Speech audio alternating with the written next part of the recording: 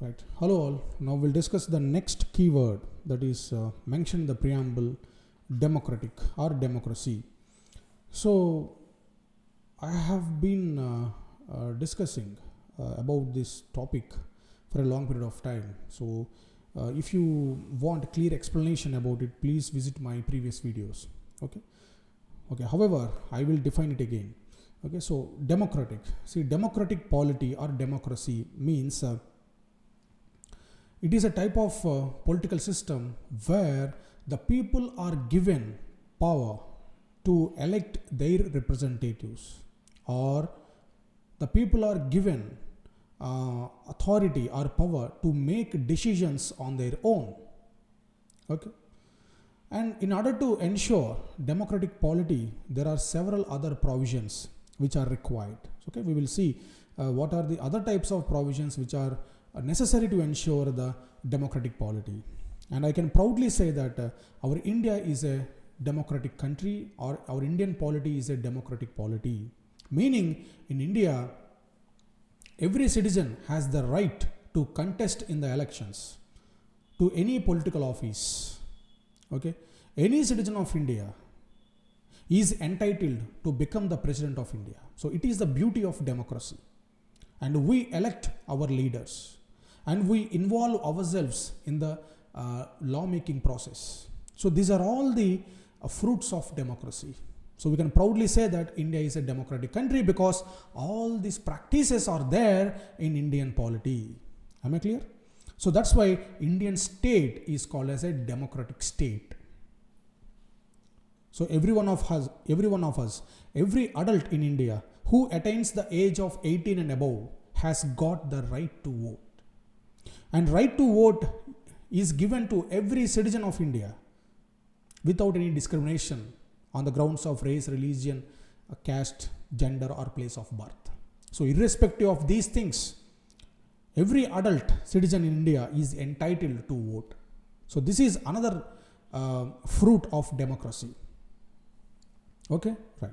So democratic polity, as stipulated in the preamble, is based on the doctrine popular sovereignty. What is the meaning of popular sovereignty? Popular sovereignty means the possession of supreme power by the people. Okay, then how this supreme power is exercised by the people? That is the next question. How this supreme power is exercised by the people? It is exercised by the people through vote. Okay, so vote is the weapon in the hands of the citizens to change the governments. If the governments are not functioning well, of course we do know that in India elections are conducted on term basis. For every 5 years there are elections. So people can use this power called right to vote to change the governments if they are not satisfied with the functions of the government. Am I clear? So this indicates the possession of supreme power by the people. So democracy means, in simple words, popular sovereignty. Popular sovereignty means possession of power, supreme power by the people. Okay, right. So in general, democracy is of two types. One is direct democracy and another one is indirect democracy. What is the meaning of direct or indirect democracy? See, direct democracy means, basically democracy means participation of people in decision making process, or participation of people in law making process is called democracy. If people directly participates in decision making, then such type of democracy is called direct democracy. If people participate indirectly in the decision making process, such type of democracy is called indirect democracy. What do I mean by indirect participation? Indirect participation means through representatives. Okay, so as India is a huge country in terms of population, all of us cannot be involved in the decision making process. Therefore, we elect representatives through universal adult franchise. Okay, and they take decisions on behalf of us in the parliament and state legislatures. So that's why Indian democracy is called as indirect democracy. So you may have a question. Is there any country which practices the direct democracy? Yes, in Switzerland, direct democracy is in practice. So now I will give some more information about the direct democracy, how it is practiced, and indirect democracy and how it is practiced. Okay, so as far as the direct democracy is concerned, it is practiced by referendum, initiative, recall, and plebiscite. Okay, referendum, initiative, recall, and plebiscite. By using these 4 tools, direct democracy is practiced. Okay, so in indirect democracy, on the other hand, the representatives are elected by the people to exercise the supreme power and thus carry on government and make the laws. As I said earlier, in indirect democracy, the people elect the representatives, and on behalf of the people, the elected representatives take the decisions, right? So this type of democracy also known as representative democracy. So Indian democracy is a representative democracy, right? And again, we can classify this representative democracy or indirect democracy into 2 kinds. That is parliamentary democracy and presidential democracy. And ours is a parliamentary democracy. And the democracy of USA is a presidential democracy, right? So then what is the difference between this parliamentary democracy and presidential democracy? So one basic difference between these 2 democracies is in parliamentary democracy, the executive is less responsible to the legislature, meaning executive enjoys their power, particularly political executive. The political executive enjoys their power as long as they enjoy the majority in the legislature. Other way around, legislature can remove executive at any point of time if they lose majority, right? And next thing is, in presidential democracy, the executive is not responsible to legislature. Okay, so that is the basic difference between presidential democracy and parliamentary democracy. The best example for parliamentary democracy is United States of America, and the example for presidential democracy, I'm really sorry. The example for parliamentary democracy is India, and the presidential democracy is United States of America, right? So then what are the key elements of a democracy? The key elements of democracy are universal adult franchise. That means giving right to vote for every adult, or giving right to vote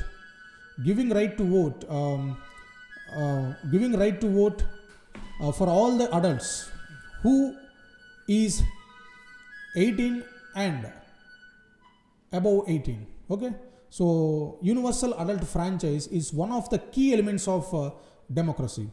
And the next key element of democracy is periodic elections. Okay, so periodic elections and rule of law, independence of judiciary. So what is independence of judiciary?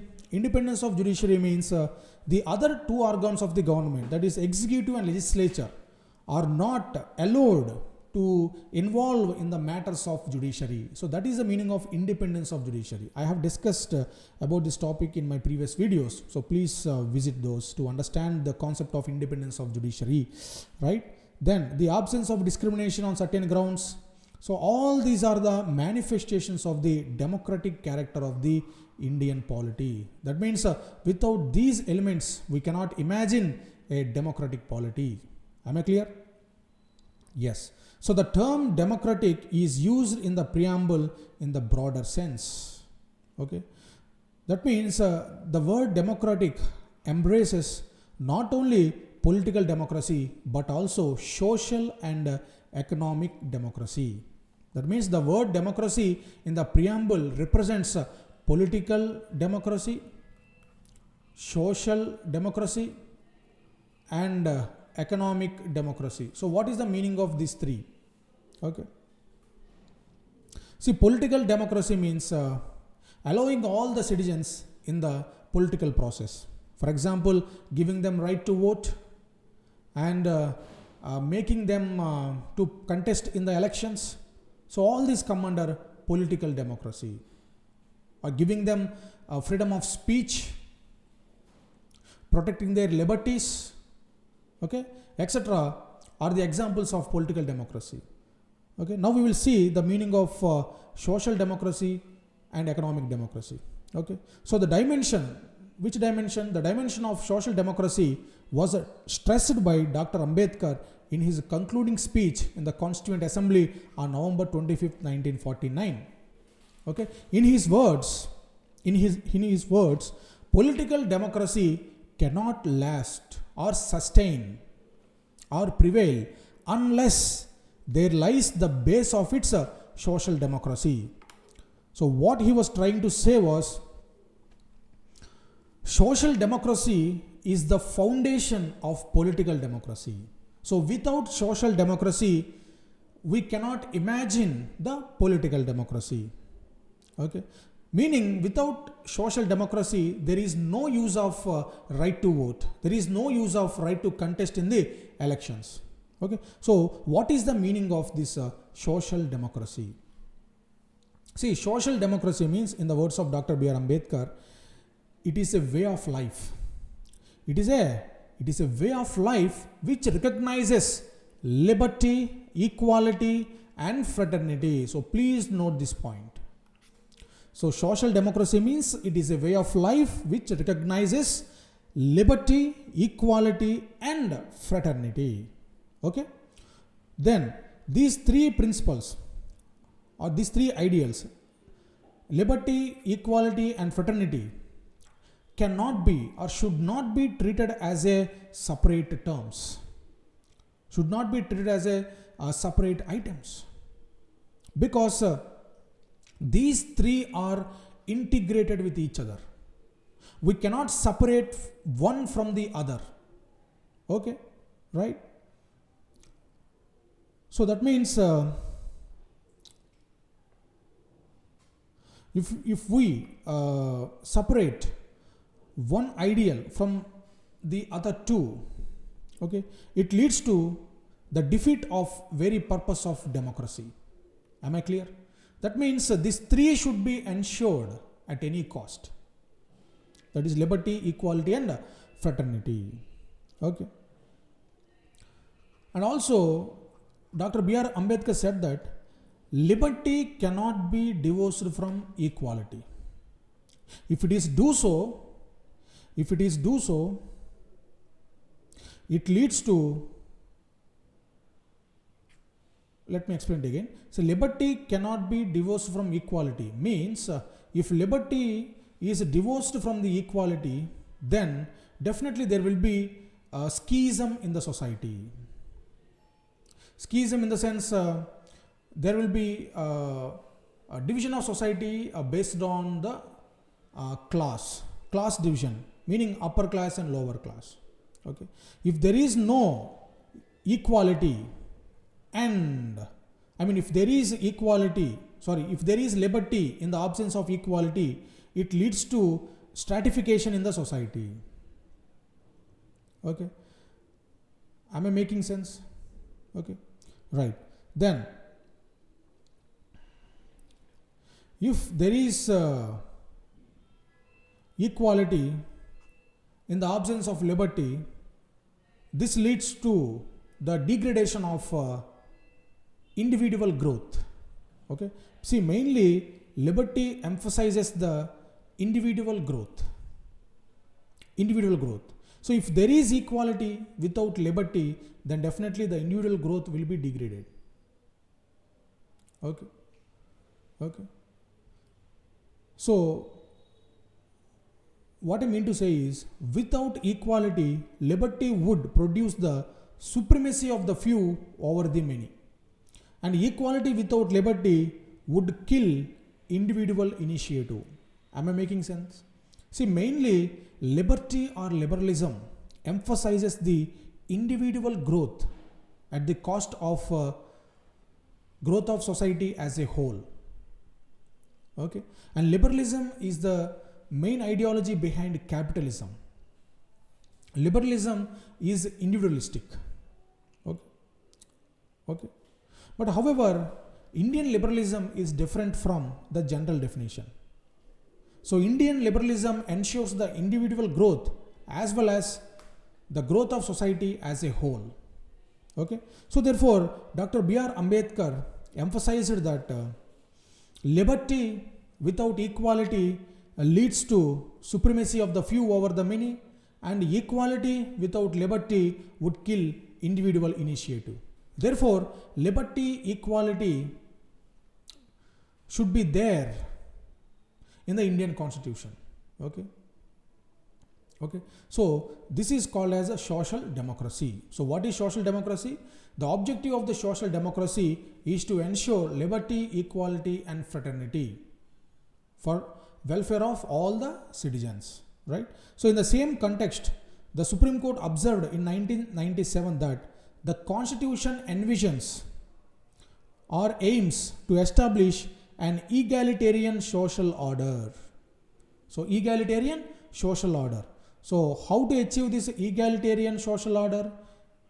According to in words of Supreme Court, this egalitarian social order can be achieved when there is a social, economic and political justice in a social and economic democracy of the Indian Republic. Am I clear? Right? Yes. So in this way, democracy indicates three things. Okay. One is political democracy, social democracy and economic democracy. So what is the meaning of economic democracy? Economic democracy means providing equality of opportunity and equality of status. So these aspects come under economic democracy.